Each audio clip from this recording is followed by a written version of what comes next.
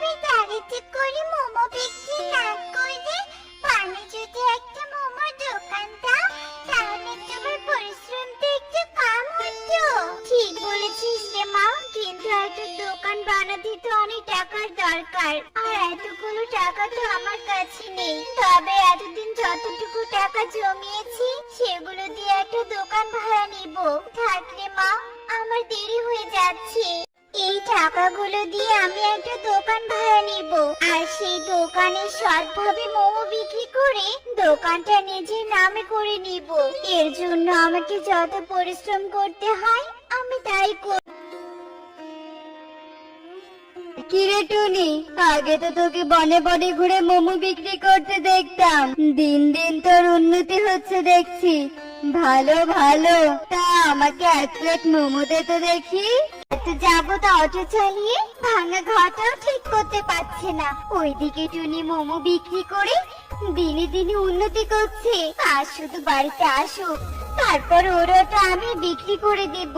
ওরে বাবা, বাইরে চা গরম পড়েছে, এই গরমে অটো চালিয়ে রোজগার করা খুবই কষ্টকর। এই কাকুলি, আমাকে এক গ্লাস শরবত বানিয়ে দাও তো। শোনো কালু, আমি অনেকদিন যাবত দেখছি তুমি অটো চালিয়ে কোনো উন্নতি করতে পারছো না। এভাবে চলতে থাকলে তো আমরা একসময় পথে বসে যাব।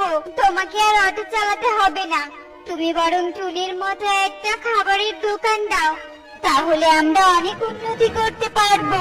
খাবারের দোকানে অনেক পরিশ্রম করতে হবে। না না, এত পরিশ্রম আমি করতে পারবো না।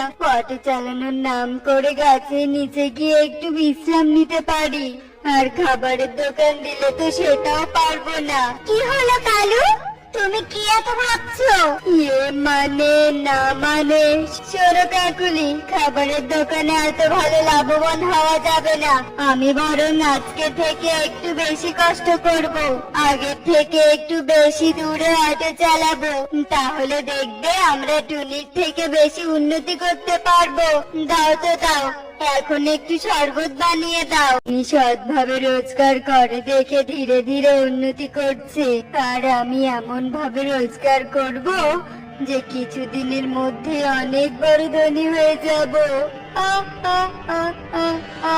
এই নাও শরবতটা খেয়ে নাও। দাদা, শিমুলতলি বনে যাবেন? হ্যাঁ হ্যাঁ যাবো, অটোতে গিয়ে বসে পড়ো। এ কি দাদা, আপনি কোথায় চলে এলেন? এটা তো শিমুলতলি বন যাওয়ার রাস্তা নয়। আপনি মনে হয় ভুল পথে চলে এসেছেন। চলুন চলুন, সঠিক পথ ধরে চলুন। কালু আমার নাম, ডাকাতি করা আমার মূল কাম। দেখলি টুনি, 1 ঘন্টার মধ্যে কতগুলো টাকা রোজগার করলাম। যাই, এখন বাড়িতে চলে যাই, আজ আর অটো চালাতে হবে না। নাও আমার আজকের ইনকামের টাকা, খুব কষ্ট করে রোজগার করেছি বুঝলে, তাই তুমি খুব যত্ন সহকারে টাকাগুলো রেখে দাও। এখন আমি ঘুমাবো, আমাকে আর বিরক্ত করবে।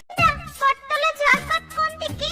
আমাকে একটু পটতলাতে নিয়ে যাবেন? হ্যাঁ হ্যাঁ যাবো।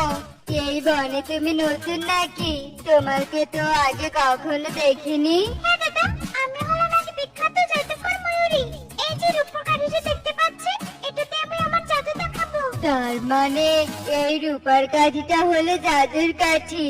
একবার যদি এই কাঠিটা আমি পেয়ে যাই, তাহলে তো ধনী হওয়া থেকে আমাকে কেউ আটকাতে পারবে না। ঠাম্মির বাড়িতে গিয়ে আমার দোকানটা খোলাই হলো না।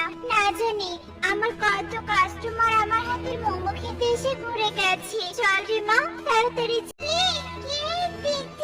মনে হয় অজ্ঞান হয়ে গেছে। এক্ষুনি একে আমাদের বাড়িতে নিয়ে যেতে হবে। কে তুমি, আর আমি কোথায়?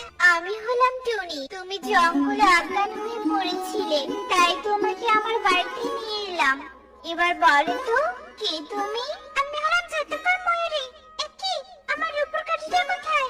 তবে কি কেউ আমার রূপোর কাঠি চুরি করেছে? রূপোর কাঠি ছাড়া আমি জাদু দেখাবো কি করে? এই অচেনা বনে তুমি তোমার রূপোর কাঠি কোথায় খুঁজবে? এই জাদুরানা আমাকে রূপোর কাঠি খোঁজ দেবে। জাদুরানা, আমাকে দেখাও আমার রূপোর কাঠি এখন কার হাতে? এই রূপার কাঠিটা আমি এক জাদুকরের হাত থেকে ছিনিয়ে নিয়ে এসেছি কাকুলি। এর থেকে আমরা যা চাইবো তাই পাবো। আমরা এবার ধনী হয়ে যাব কাকুলি। কিন্তু কালু, এটা তো অনেক অন্যায়। আমরা তো তাহলে অসৎ ভাবে রোজগার করব। শোনো কাকুলি, কাল আমি একই ভাবে আরেকজনের কাছ থেকে এতগুলো টাকা ছিনিয়ে এনেছি, তাই তো এতগুলো টাকার মুখ দেখতে পাচ্ছো।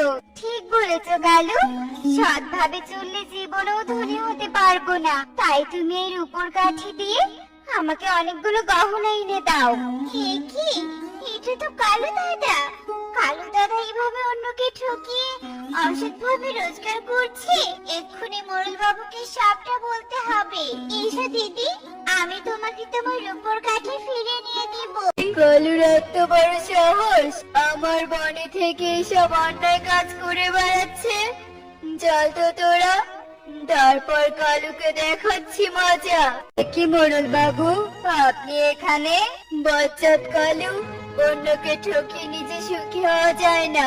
এক্ষুনি ময়ূরীর উপর কাঠি ফিরিয়ে দে আর আমার বন থেকে চলে যা। এ মানে মোড়ল বাবু, আমি অন্যকে ঠকাতে যাব কেন? আপনার কোথাও ভুল হচ্ছে। চুপ করো কালু দাদা, আর নিজেকে সত্য প্রমাণ করার চেষ্টা করো না। আমরা সব সত্য জেনে গিয়েছি।